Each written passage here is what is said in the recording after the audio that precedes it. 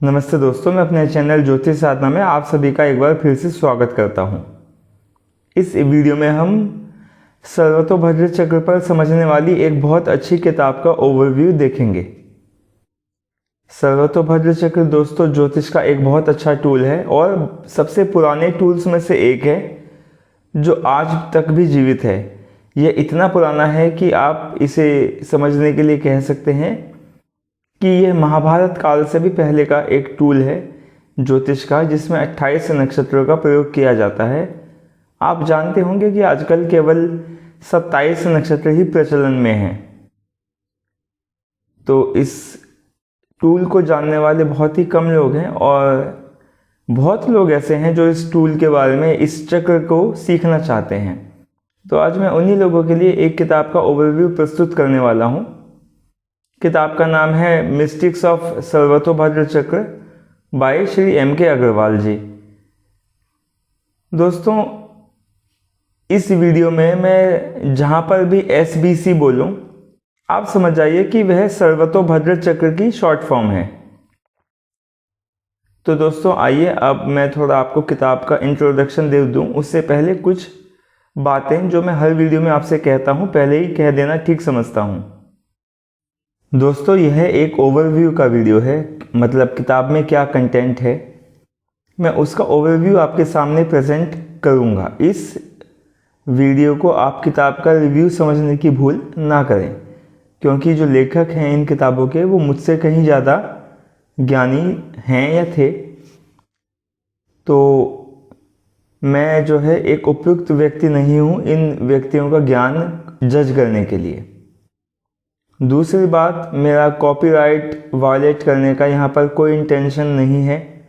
मैं इंडेक्स ज़रूर जो है किताब का इस वीडियो में दिखाऊंगा, परंतु ना इस किताब का मैं कोई कंटेंट दिखाऊंगा और ना ही इस किताब को किसी भी तरह से मैं आपको डाउनलोड करने के लिए प्रेरित करता हूँ। आप जो है इस किताब को खरीदें, जिससे प्रकाशक को भी थोड़ा सपोर्ट मिले। यदि आप किताब खरीदते हैं दोस्तों, तो प्रकाशक और लेखक दोनों को ही एक प्रोत्साहन यानी एप्रिसिएशन मिलता है, और जितना आप किताबें खरीदेंगे उतनी ही ज़्यादा किताबें प्रिंट होंगी, जो कि हमारे ज्योतिष के लिए अल्टीमेटली बहुत अच्छा होगा। तीसरी बात यह है, यह वीडियो पोस्ट करने के लिए ना मुझे किसी प्रकार का कुछ गेन होता है, मतलब इस वीडियो को डालने के पीछे ना तो मुझे प्रकाशक से कोई सहायता मिलती है ना लेखक से। यह इस वीडियो में मेरे पूर्णतः अपने विचार ही हैं। इसके बाद दोस्तों आप ये समझिए कि मैं इलेक्ट्रॉनिक फॉर्मेट में किताबें डाउनलोड करने के फेवर में बिल्कुल नहीं हूँ। मैं किताबें आपको इसलिए दिखाता हूँ ताकि आप किताबों को खरीदें। मैंने पहले भी कई किताबों के ओवरव्यूज़ पोस्ट किए हैं और आगे भी पोस्ट करता रहूँगा। ये सारी वीडियोस मैंने एक प्लेलिस्ट में डाल रखे हैं। उस प्लेलिस्ट के लिंक आप नीचे डिस्क्रिप्शन में देख सकते हैं। और दोस्तों मेरा थोड़ा गला ख़राब है, तो कृपया थोड़ा बहुत आवाज़ में ऊपर नीचे हो सकता है, उस चीज़ के लिए मुझे एडवांस में क्षमा करें। तो दोस्तों जो किताबें मैं आपको इन वीडियोस में दिखाता हूँ वो आप कहीं से भी ख़रीद सकते हैं। अमेज़ॉन, फ्लिपकार्ट, एक वेबसाइट है bookish.com, BOOKISH.com, एक वेबसाइट है एक्जोटिक इंडिया, या फिर आप अपने लोकल बाज़ार में जाकर भी किताबें खरीद सकते हैं। जहाँ से ज्योतिष की किताबें मिलती होंगी उन दुकानों पर जाकर आप इन किताबों को ढूंढ सकते हैं। तो आपकी जहाँ से इच्छा हो इन किताबों को खरीद सकते हैं आप। मैं आपको पब्लिशर का नाम और किताब का नाम, लेखक का नाम, सारी डिटेल्स दूंगा। तो दोस्तों आइए अब चलते हैं किताब के ऊपर। इस किताब का इंडेक्स थोड़ा बड़ा है, इसको ध्यान से समझें। इंडेक्स में जो लिखा है वो तो लिखा है, उसके अलावा मैं आपको थोड़ा और समझाऊंगा। तो आइए दोस्तों अब किताब की तरफ चलते हैं। तो दोस्तों जैसा कि आप इस किताब का नाम अब स्क्रीन पर देख सकते हैं और इस किताब को भी आप देख सकते हैं, मिस्टिक्स ऑफ सर्वतोभद्र चक्र and astrological predictions with norms for financial gains in share market. और आप यहाँ पर जो है इसके ऑथर का नाम देख सकते हैं, श्री M.K. अग्रवाल जी। और जो है आप ये पब्लिकेशन भी देख सकते हैं, सागर पब्लिकेशंस। तो यहाँ पर इसके फ्रंट पेज पे एक सर्वतोभद्र चक्र बना हुआ है। और इस किताब की बैक साइड यदि मैं आपको दिखाऊं तो आप ये देखिए, इन्होंने यहाँ पर बैक साइड में अपनी दूसरी पब्लिकेशंस के नाम दिए हैं। और यहाँ पर आप सागर पब्लिकेशन का जो है एड्रेस देख सकते हैं, 72 जनपथ वेद मैनसन, न्यू दिल्ली 1। और यहाँ पर जो है इस बुक का ISBN नंबर है लेफ्ट बॉटम में, यहाँ पर आप देख सकते हैं। और राइट बॉटम में इस बुक का जो प्राइस है 175 रुपीज़ वो मैंशनड है। तो ये इस किताब की बैक साइड है। अब मैं आपको दोस्तों ये किताब जो है खोल के दिखाता हूँ।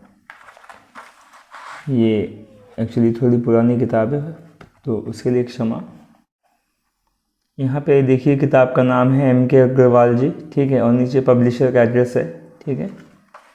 और इसका जो अगला पेज है यहाँ पे कॉपीराइट का एड्रेस है। फर्स्ट एडिशन 2000 में आया था, वर्ष 2000 में। और आप यहाँ पे देख सकते हैं ये देवगुरु बृहस्पति जी को डेडिकेट की है श्री MK अग्रवाल जी ने। और पब्लिकेशन में आप देख सकते हैं सागर पब्लिकेशन की डिटेल्स यहाँ पे मेंशन है। फिर से यहाँ पे इनका जो ऑथर है इन्होंने प्रीफेस लिखा है,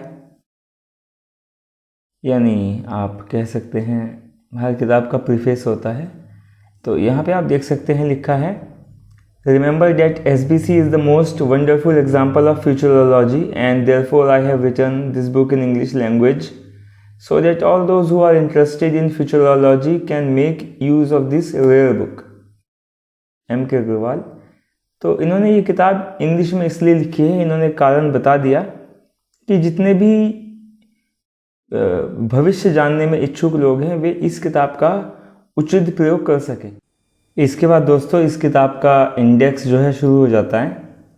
और आप देख सकते हैं इस किताब का इंडेक्स जो है 4 पेजेस में एक्सपेंडेड। इंडेक्स बहुत विस्तृत दिया हुआ है ऑथर ने इसका, जो कि एक बहुत अच्छी बात है। इसका 4 पेजेस में इंडेक्स है। मैं आपको दिखा देता हूँ चौथा पेज भी, ये आप देख सकते हैं। तो इसका इंडेक्स 4 पेज में है। आखिरी चैप्टर 20वां है, astrological norms for financial gain in share market. तो ये 20 चैप्टर हैं इस किताब में। अब मैं आपको थोड़ा बहुत डिटेल में बता देता हूँ हर चैप्टर में क्या चीज़ है। तो आइए दोस्तों अब देखते हैं हर चैप्टर में क्या क्या चीज़ दी हुई है। आशा है आप इस पूरे इंडेक्स को देखेंगे, समझेंगे, ताकि आप इस बुक को खरीदें तो आपको पता रहे कि इसमें क्या कंटेंट है। तो दोस्तों ये इसका टेबल ऑफ कंटेंट्स है।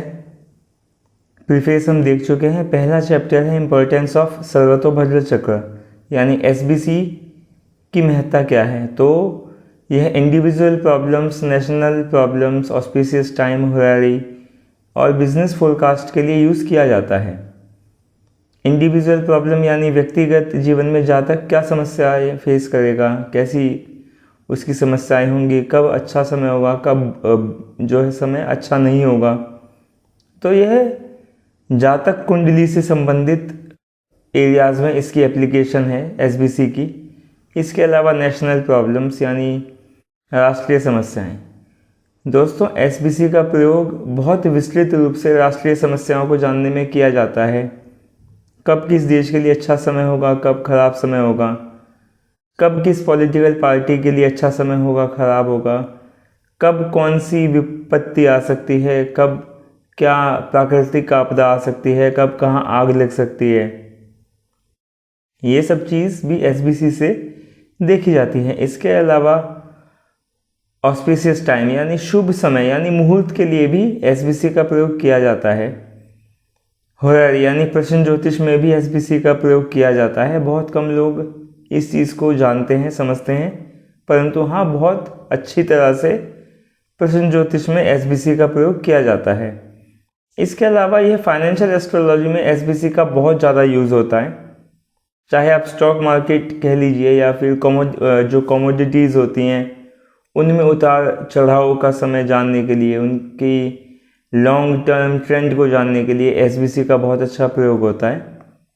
इसके बाद ऑथर ने सोर्सेज बताए हैं SBC के कि ये किन ग्रंथों में, किन किताबों में इसका जिक्र है, लिखा हुआ है, और ऑथर ने कहाँ कहाँ से जानकारी इस किताब में डाली है। तो ये दोस्तों पहला चैप्टर ख़त्म हो गया। अब हम दूसरे अध्याय की तरफ चलते हैं। अब दोस्तों इस किताब का दूसरा चैप्टर है इम्पोर्टेंट नॉर्म्स ऑफ एस्ट्रोलॉजी। यहाँ पे ऑथर ने स्टैंडर्ड और एस्ट्रोलॉजिकल डॉक्यूमेंट्स के बारे में बताया है। उसके बाद समय का विभाजन, यानी समय को किन किन स्केल्स में डिवाइड किया जाता है हमारे ज्योतिष शास्त्र में, उनके बारे में बताया है। ग्रहों के राशि के बारे में बताया है, तिथियों के बारे में बताया है, नक्षत्रों के बारे में बताया है। फिर जो अमावस्या है उसके बारे में बताया है, ग्रह स्पष्ट के बारे में बताया है। ग्रहों का जो राशि परिवर्तन होता है उसके बारे में भी यहाँ पे ऑथर ने बताया है, यानी change of sine of planets.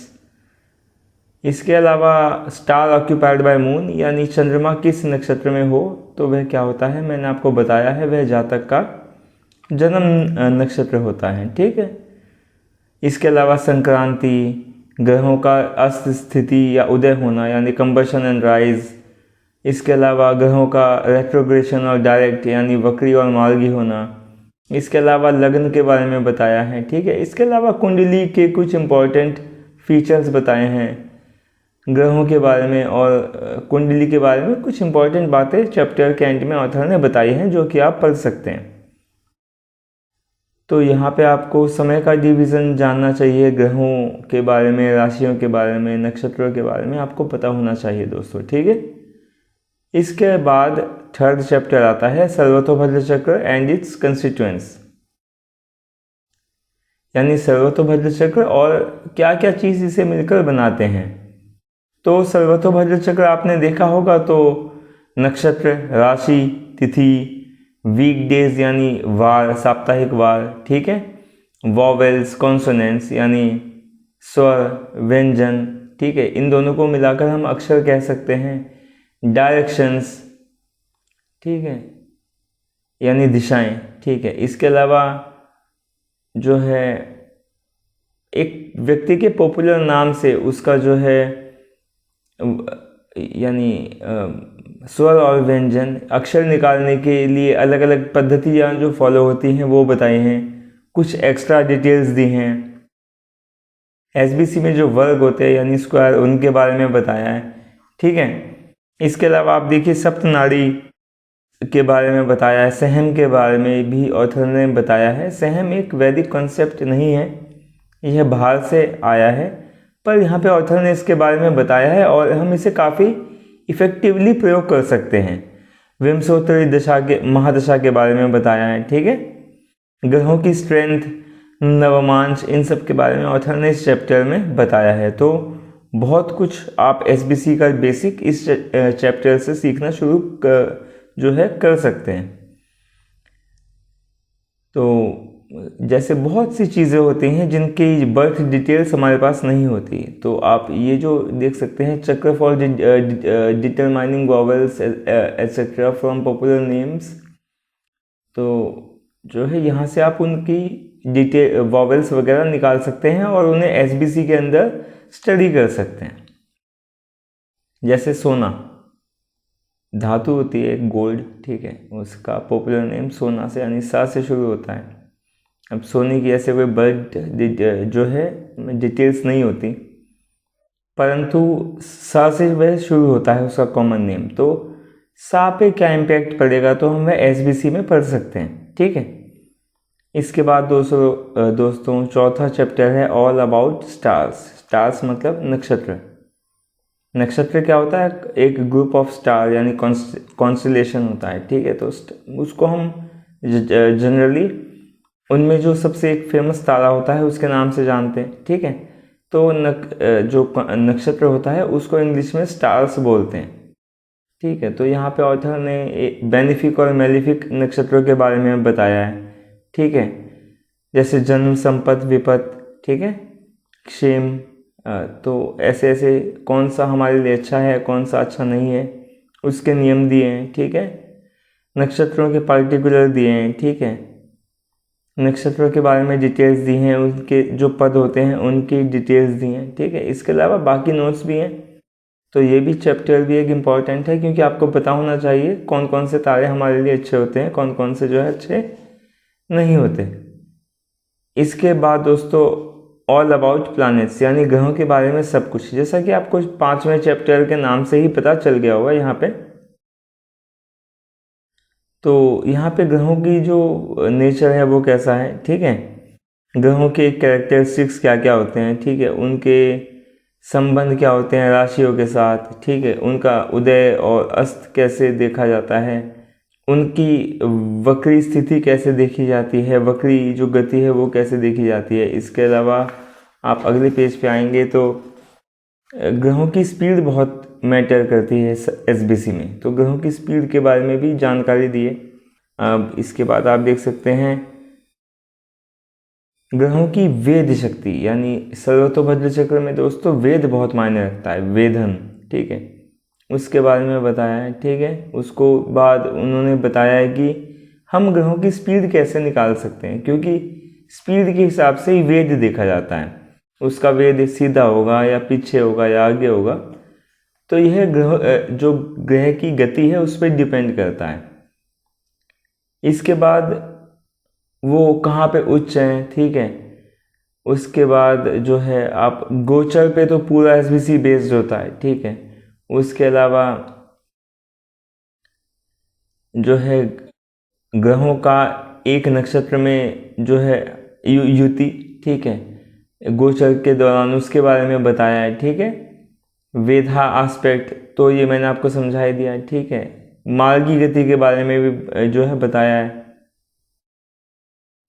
Types of Veda aspect ये भी मैंने आपको बता दिया, 3 टाइप का ही होता है जनरली।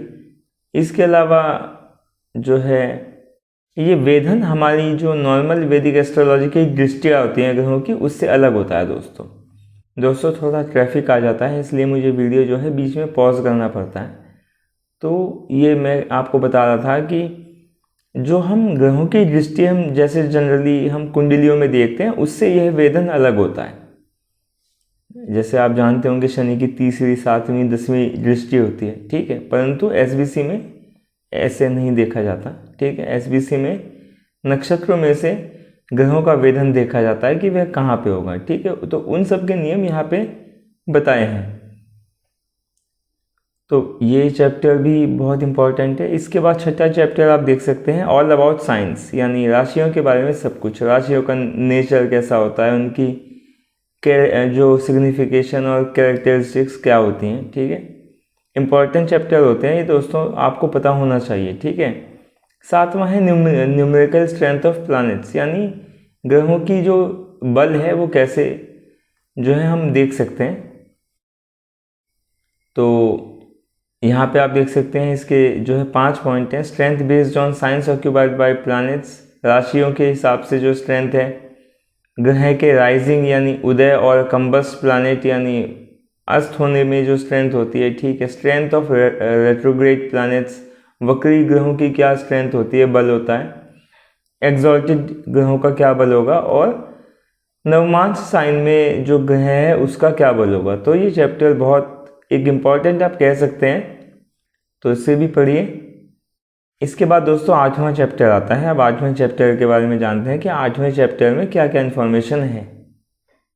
तो दोस्तों 8th चैप्टर है, यानी 8वां अध्याय है जनरल स्ट्रेंथ ऑफ प्लैनेट्स, यानी ग्रहों का जो एक जनरल बल होता है। तो यहाँ पे शरद बल के बारे में बताया गया है, स्थान बल, दिग्बल, चेष्टा बल, नैसर्गिक बल, काल बल, ऋग बल, इसके अलावा जो है युद्ध बल, ठीक है। तो ऐसे कई बलों के बारे में यहाँ पे जानकारी दी गई है।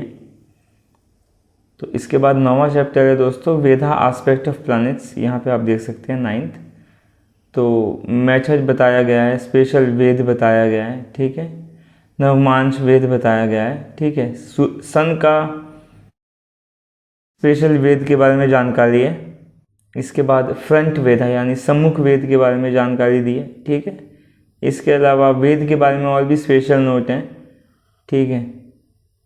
हमारे शुभ सालों में बेनिफिक ग्रहों के द्वारा यानी शुभ ग्रहों के द्वारा वेधन के बारे में जानकारी है, और एक चार्ट है कि कब कहाँ से किस ग्रह का वेधन, किस नक्षत्र का वेधन होता है, कौन सा ग्रह कब कहाँ किस नक्षत्र में हो तो वह किस गति से किस नक्षत्र का वेधन करेगा। तो ये सब जानकारी है। इसके बाद 10वां चैप्टर आप देख सकते हैं forecasting methodology future of individuals, ठीक है। तो इंडिविजुअल्स यानी व्यक्तिगत एप्लीकेशन के बारे में बताया गया है यहाँ पे। तो इंट्रोडक्शन है, ठीक है। फ्यूचर ऑफ इंडिविजुअल्स, ठीक है, स्टैंडर्ड प्रैक्टिस, SBV विधास एंड देयर रिजल्ट। SBC को यहाँ पे SBV लिखा गया है, ठीक है, इसी किताब में पहले SBC भी लिखा हुआ है, तो आपने देखा था। तो जो है वेद और उनके परिणाम क्या क्या होंगे उसके बारे में जानकारी दी गई है, ठीक है। इसके बाद अब अगर हमारे जन्म नक्षत्र का वेधन हो, ठीक है, जन्म राशि का वेधन हो, जन्म तिथि का, जन्म अक्षर का, यानी अक्षर में जन्म स्वर और जन्म व्यंजन दोनों आ जाते हैं। इसमें बहुत जो है फल बताए गए हैं कि कब किसका वेधन होगा तो क्या होगा, ठीक है। इसके अलावा चंद्रमा से कुछ सेंसिटिव स्टार्स के बारे में बताया गया है, ठीक है, कुछ एडिशनल एस्पेक्ट के बारे में बताया गया है, ठीक है। यहाँ पे आप देख सकते हैं सप्त नाड़ी, नाड़ी लॉर्ड का जो वेधन है उसका मतलब फल, ठीक है। तो उपग्रहों का वेध का फल क्या होगा, ठीक है। बाकी नक्षत्रों के जन्म नक्षत्र से जो नक्षत्र गिने जाते हैं उनके वेद का फल क्या होगा। तो काफ़ी डिटेल्ड चैप्टर है ये, ठीक है, इंपॉर्टेंट है, आपको SBC के लिए जानना चाहिए। इसके बाद इसकी मुहूर्त की एप्लीकेशन दी गई है, ऑस्पिशियस टाइम निकालने की 11वें चैप्टर में, यानी forecasting methodology, how to determine benefic muhurat, कि हम SBC की सहायता से अच्छा मुहूर्त कैसे निकाल सकते हैं, ठीक है। यहाँ पे दो चीज़ बहुत इंपॉर्टेंट है, लत्ता दोष, जो कि आप ये देख सकते हैं, लत्ता मतलब लात, लात लगती है दोस्तों वो किसी ग्रह की तो अच्छी तो होती नहीं है, तो ये मेलिफिक टाइम होता है। और उपग्रह, यानी उपग्रह बहुत इंपॉर्टेंट चीज़ होती है, अगर आप जो है SBC पढ़ेंगे तो आपको उपग्रहों का स्पेशल ध्यान जो है रखना पड़ता है। तीसरी एप्लीकेशन है कि हम सिकनेस और एक्सीडेंट के लिए हम कैसे SBC का यूज़ कर सकते हैं, 12वां चैप्टर ये है, ठीक है। तो जब सिकनेस या एक्सीडेंट होगा तब ऑब्वियसली मेलिफिक वेद ही होगा, ठीक है, इसमें तो मतलब सिंपल सा मतलब लॉजिक है ये, ठीक है। इसके अलावा 13th चैप्टर है how to determine success in national politics and war, कि युद्ध में हम कैसे SBC का प्रयोग कर सकते हैं। बहुत इंपॉर्टेंट टॉपिक है ये मुंडियन एस्ट्रोलॉजी के ऊपर, तो जो है बिल्कुल पता होना चाहिए ये। मुंडियन एस्ट्रोलॉजी जितनी आप स्टडी करेंगे उतना ही स्ट्रॉन्ग आपका SBC होगा, इतनी चीज़ आप ध्यान रखना, ठीक है। प्रश्न ज्योतिष के में इसको कैसे यूज़ किया जाता है 14 चैप्टर में ये बताया गया है। इस चैप्टर में आप देख सकते हैं, एक मिनट, ये यहाँ पे कि प्रश्न चार्ट यानी होरारी में SBC को कैसे यूज़ किया जाता है। यहाँ पे ज़्यादा डिटेल्ड तो नहीं है, इसके लिए आपको SBC सीखना होगा, परंतु हाँ फिर भी टच किया है ऑथर ने, हम ये चीज़ कह सकते हैं। 15वां चैप्टर है दोस्तों, how to determine prices of commodities. तो स्टॉक मार्केट और कमोडिटीज़ में SBC का बहुत ज़्यादा उपयोग होता है, मैंने आपको पहले ही समझाया था। तो यहाँ पे क्या मेथोडोलॉजी फॉलो होती है, ठीक है, स्टैंडर्ड प्रैक्टिस क्या है, ठीक है, ग्रहों का प्राइसेस पे क्या इम्पैक्ट पड़ता है, तेजी मंदी के लिए स्पेशल नॉर्म, ठीक है, और इवेंट को कैसे टाइम करें। तो ये चैप्टर बहुत इंपॉर्टेंट है दोस्तों उन लोगों के लिए जो फाइनेंशियल एस्ट्रोलॉजी में ज्ञान प्राप्त करना चाहते हैं। फाइनेंशियल एस्ट्रोलॉजी भी वैसे तो मुंडियन एस्ट्रोलॉजी का हिस्सा है, परंतु ये जो ब्रांच है ये अपने आप में इतनी वाइड है कि इसके ऊपर अलग से बुक्स लिखी जाती हैं आजकल। आप देखिए स्टॉक मार्केट आ गया, कमोडिटीज़ आ गया, क्रिप्टो करेंसी आ गई, ठीक है, तो ये बहुत एक्सपेंड हो चुका है, ठीक है। तो इसको केवल मुंडियन एस्ट्रोलॉजी का सब पार्ट मान के तो आजकल जो है नहीं स्टडी करते। इसके बाद ये 16वां चैप्टर आप देख सकते हैं, 16 chapter, impact of Veda on Hindu caste. तो यहाँ जो जातियाँ बनाई गई थी बाद में, कुछ लोगों ने उन पर भी सर्वतोभद्र चक्र के इम्पैक्ट को स्टडी किया। ऑथर ने इस चीज़ को इस किताब में इंक्लूड किया है। 17वां चैप्टर है significators for countries, states, cities, commodities and other matters. ये दोस्तों एक बहुत ही ज़्यादा इम्पोर्टेंट चैप्टर है और ये आपके पास इंसाइक्लोपीडिया की तरह होना चाहिए अगर आप SBC के बारे में ज़्यादा जानकारी प्राप्त करना चाहते हैं तो, ठीक है। यहाँ पे दिखाया गया है कौन सी राशि कौन सी देश और कौन से शहरों को रिप्रेजेंट करती है। इसके अलावा कौन सी राशि कौन सी कमोडिटीज़ को रिप्रेजेंट करती है। इसके अलावा कौन से ग्रह कौन से क्षेत्रों को और मतलब क्षेत्रों को, स्टेट्स को और शहरों को। इसके अलावा कौन से कमोडिटीज़ को रिप्रेजेंट करते हैं। इसके अलावा कौन से ग्रह किस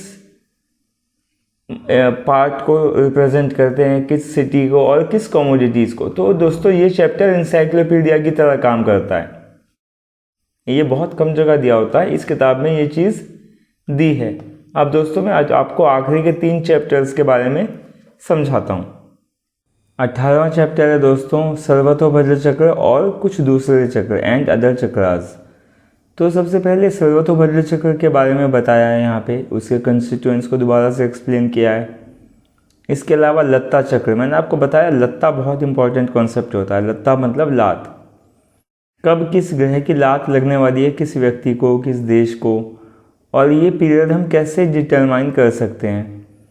इसके अलावा अगला चक्र है सूर्य कालानल चक्र। तो ये दोस्तों बीमारियां देखने के, हॉस्पिटल से डिस्चार्ज देखने के लिए बहुत काम आता है। इसके अलावा चंद्र कालानल चक्र है दोस्तों और इसकी एप्लीकेशन है, ये दैनिक दिन को देखने के काम आता है। मैंने भी इस पर एक वीडियो बना रखा है, तो बहुत अच्छा चक्र होता है। आप मेरा वीडियो देख सकते हैं, लिंक मैंने डिस्क्रिप्शन में दी है इस वीडियो की। तो चंद्र कालानल चक्र हम देख सकते हैं हमारा कोई भी दिन कैसा जाएगा। इसके अलावा सप्तश्लाका चक्र, उसके अलावा कुल्म चक्र, यानी कुल्म मतलब कछुआ, ठीक है। तो ये रीजन्स को देखने के बहुत काम आता है, क्षेत्र डिवाइड किए होते हैं। तो ये मुंडियन एस्ट्रोलॉजी में इसका यूज़ किया जाता है दोस्तों। इसके अलावा ध्रुवांक चक्र होता है और इसकी एप्लीकेशन, तो हर शहर को, हर कमोडिटी को कुछ ना कुछ नंबर दिया होता है इसमें। इस किताब को आप पढ़ेंगे तो सीख जाएंगे। इसके अलावा ध्वज आदि चक्र होते हैं, ठीक है। इसमें 8 सिग्निफिकेटर होते हैं, तो उससे हम चीज़ों को डिटरमाइन करते हैं, ठीक है। 19वां चैप्टर दोस्तों आप देख सकते हैं केस स्टडीज़। तो एसबीसी की एप्लीकेशन अलग अलग केसों पे दिया गया है। पंडित जवाहरलाल नेहरू जी के जो हैं वो पीएम जब बने तब का, इंदिरा गांधी जी के पीएम बनने का, राजीव गांधी जी के पीएम बनने का। तो ऐसे आप देख सकते हैं। लास्ट में देवेगौड़ा जी का जब इस्तीफा हुआ था तो वो भी इवेंट यहाँ पे डिस्क्राइब किया गया है, ठीक है। तो 19वां चैप्टर केस स्टडीज़ का है। एसबीसी में जितना आपको सीखना है आप केस स्टडीज़ से ज़्यादा सीखते हैं। जितना कुछ आपने इस किताब में अब तक सीखा उन सबको अप्लाई कीजिए और एक्सपेरिमेंट कीजिए चीज़ों के साथ। आप बहुत अच्छा एसबीसी सीख जाएंगे समय के साथ साथ। आखिरी चैप्टर है दोस्तों astrological norms for financial gain in share market. तो यहाँ पे शेयर मार्केट से संबंधित भी एक चैप्टर दिया हुआ है। तो दोस्तों ये इस किताब का इंडेक्स था। तो अब मैं आपको थोड़ी सी बातें इस किताब के बारे में और बता देता हूँ, तो उनको सुनिए आप ध्यान से।